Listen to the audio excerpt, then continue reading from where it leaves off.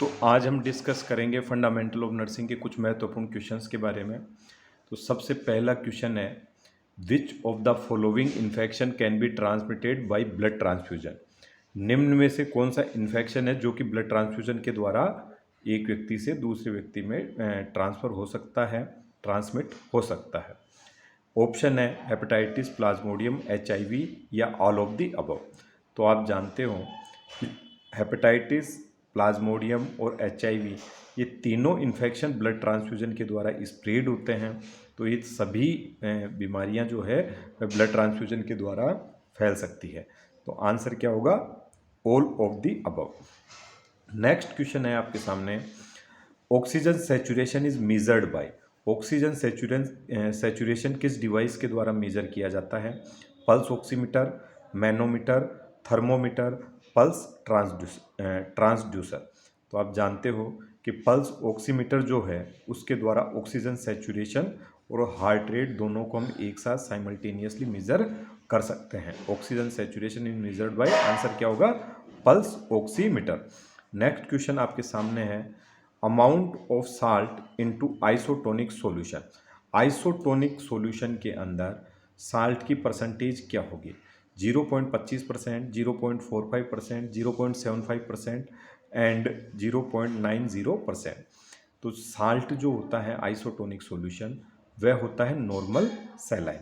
Normal saline 0.9% जो होता है वह क्या होता है? Isotonic solution. तो आंसर क्या होगा? आंसर नंबर डी, 0.9% यह एक आइसोटोनिक सॉल्यूशन है। नेक्स्ट क्वेश्चन है, BID स्टैंड्स फॉर। BID का मतलब क्या होता है? 3 times a day, 4 times a day, 2 times a day या बिफोर डिनर।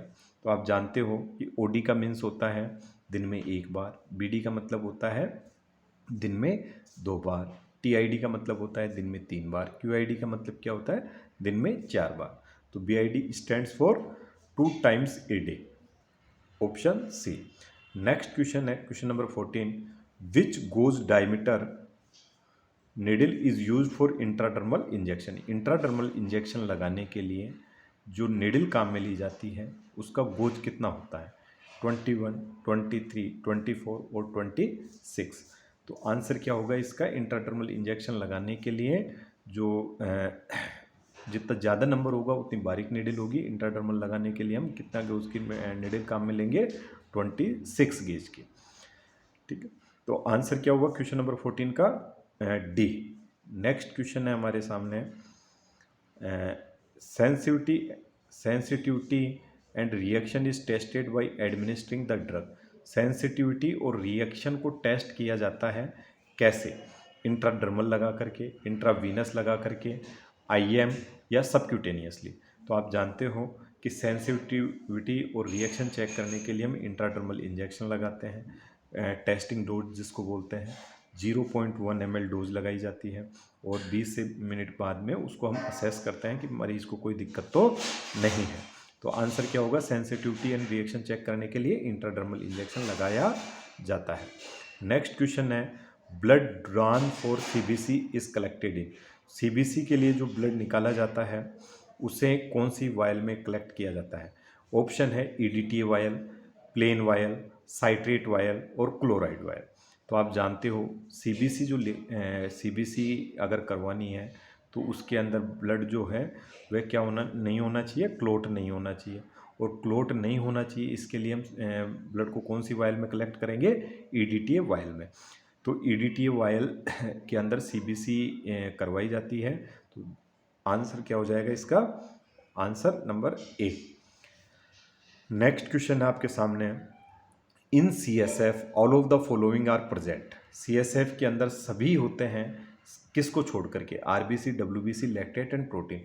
तो जो सेरिब्रोस्पाइनल फ्लूइड होता है CSF होता है उसके अंदर WBC, लैक्टेट और प्रोटीन पाया जाता है, लेकिन RBC नहीं पाया जाता है। RBC पाया जाना नॉर्मल फाइंडिंग नहीं है। तो CSF के अंदर क्या नहीं होता? RBC। आंसर क्या होगा? ए। नेक्स्ट क्वेश्चन है आपके सामने, lithotomy position is used for operation on.